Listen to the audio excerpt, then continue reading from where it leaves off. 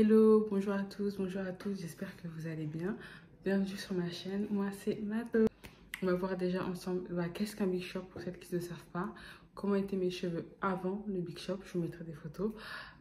Pourquoi j'ai fait un Big Shop et comment je vais le gérer. Donc déjà un Big Shop, qu'est-ce que c'est? C'est tout simplement quand une personne décide de se raser complètement les cheveux. Donc moi c'est ce que j'ai fait. En octobre 2021, j'ai pris la décision de raser complètement à blanc. Donc vous allez voir là en photo ce que ça va donner. Donc n'hésitez pas à me dire en commentaire ce que vous en pensez. Il faut savoir que pour ma part, comment j'ai débarré mon aventure capillaire.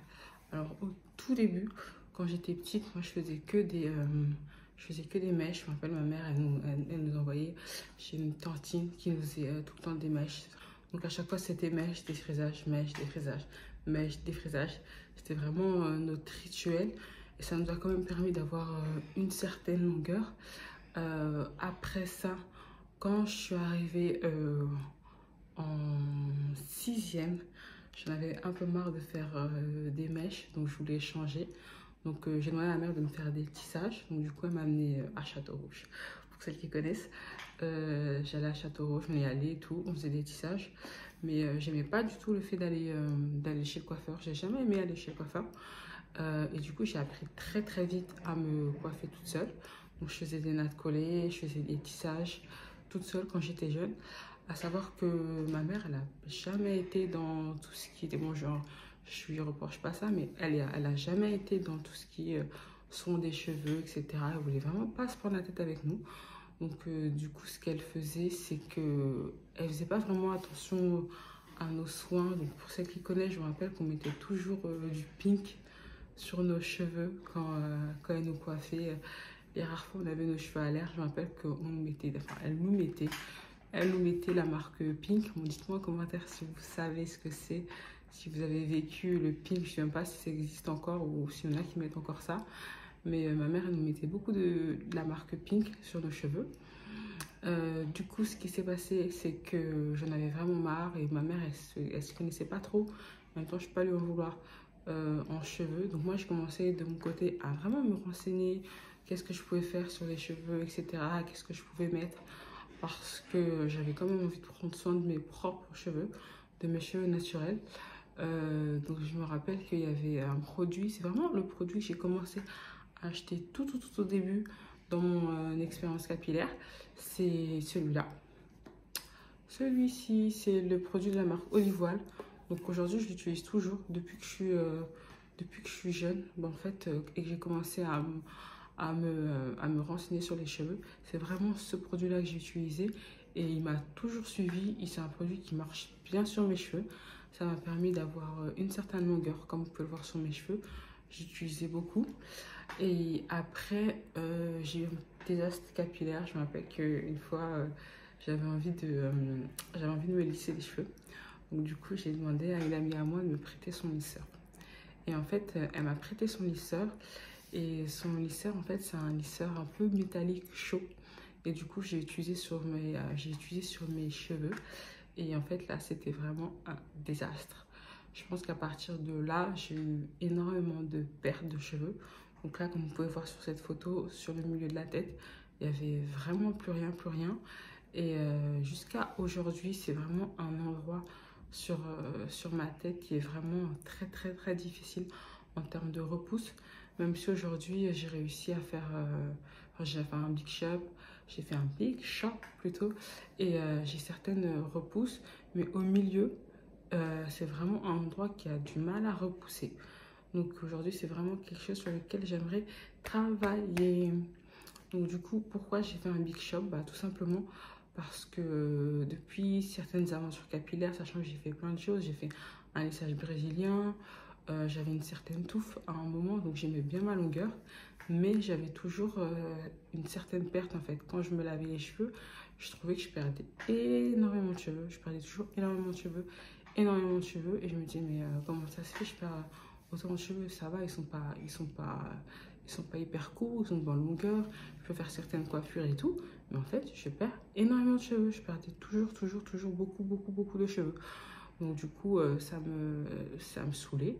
Donc je me suis dit, bah, écoute, je pense que je vais couper parce qu'au bout d'un moment, voilà, tu as un côté qui est long, tu as l'autre côté qui est court, tu as le milieu où tu peux, où ça pousse pas trop. Certes, je pouvais me faire des coiffures camouflées, etc.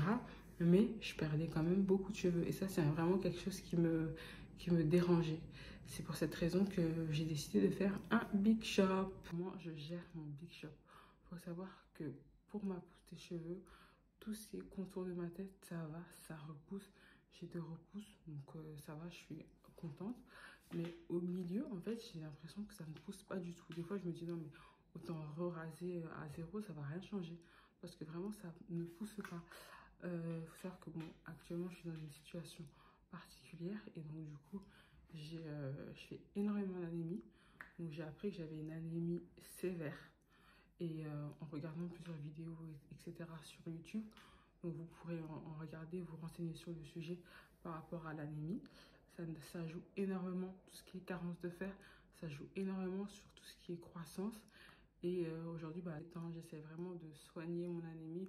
Donc là, je fais une cure de fer par rapport à cette maladie, quoi. Donc là, j'ai une cure de 3 mois à faire. Je suis en train de faire une cure de 3 mois. Et quand je dis 3 mois, c'est parce que voilà, moi, je suis dans une situation particulière qui fait que mon médecin m'a demandé, m'a prescrit de prendre du fer. Après, voilà, on est tous différents. On a tous des soucis différents. Donc voilà, c'est pas parce que j'en fais une que je vous conseille forcément de la faire. Mais moi, voilà, par rapport à ce que j'ai actuellement, je fais une cure de fer. Donc là, ça fait 1 mois que je la fais. Je prends un petit cachet tous les jours pour vraiment regagner en fer. Et par rapport aussi... Alors du coup, pour la méthode, elle aussi, moi, ce que je fais en termes de liquide, j'utilise de l'aloe vera. Donc du coup, j'en ai acheté. J'ai acheté une feuille d'aloe vera et je l'ai découpée. Et je me suis fait des glaçons. Donc là, c'est mes petits glaçons d'aloe vera. Je les ai congelés. Je les ai mis dans un sachet comme ça. Donc ça, c'est un petit sachet. Bon, mais il est un peu dégueu. Mais bon, c'est un petit sachet comme ça que vous pouvez faire Carrefour, chez Auchan, chez Action. Ça permet vraiment d'avoir des carrés glaçons. Et ce qui est bien, c'est qu'ils sont tous indépendants les uns des autres. C'est-à-dire que vous pouvez en enlever un et vous l'utilisez. Vous n'êtes pas obligé de déballer tout. Tu en prends un, tu l'utilises. Moi, ce que je fais, c'est j'en prends un le soir. Je l'utilise, voilà, je fais un petit massage sur tout mon crâne. Donc, comme je disais, ça, c'est la partie L, liquide. Après, en termes d'huile, moi, j'utilise cette huile-là. Donc, ça, c'est une huile, en fait, que ma soeur m'a conseillé, qu'elle avait acheté sur Internet. Et honnêtement, il y a plein de choses dedans, exactement. Franchement, je ne peux pas vous dire il y a quoi. Mais bon, c'est ma soeur qui m'a conseillé. Elle m'a dit que ça marchait très, très bien sur elle. Bon, vu qu'on est de la même famille, ça devrait marcher sur moi. Donc du coup, j'utilise et honnêtement, pour l'instant, j'aime bien. Parce que comme je vous l'ai dit, ça m'a permis d'avoir des repousses vraiment sur les extrémités de mon cuir chevelu. Et je trouve que ça a bien repoussé. Donc du coup, je continue à l'utiliser. Et pour le C de crème, ce que je fais, c'est que j'utilise du beurre de karité. Tout simplement parce que le beurre de karité, j'utilise pour ma peau et mes cheveux. C'est quelque chose que j'aime bien pratiquer. Donc j'utilise du beurre de karité. Donc liquide, l'huile d'aloe vera, elle, une huile. Après, il faut vraiment que vous trouviez une huile appropriée à vos cheveux. Et en C, j'utilise une crème. Donc c'est vraiment ce que je fais pour regagner de la longueur. J'utilise pas de gélule parce que j'ai beaucoup regardé des vidéos YouTube où des filles disaient voilà qu'elles utilisent telle ou telle gélule pour leurs cheveux. Après, c'est vrai que d'une personne à une autre, on est totalement différent. Ça peut très bien marcher sur l'une et pas forcément sur l'autre. Et vu que voilà, moi je suis dans une situation particulière, du coup je prends pas de cachet ou quoi que ce soit, sauf mon tardiférone, enfin mon tardiférone, ma cure de fer. Donc voilà, donc je vous invite à me suivre et à laisser un petit commentaire pour me dire si vous aussi vous avez fait un big shop, comment vous l'avez vécu, ou tout simplement comment vous gérez la pousse de vos cheveux. Voilà, ciao ciao.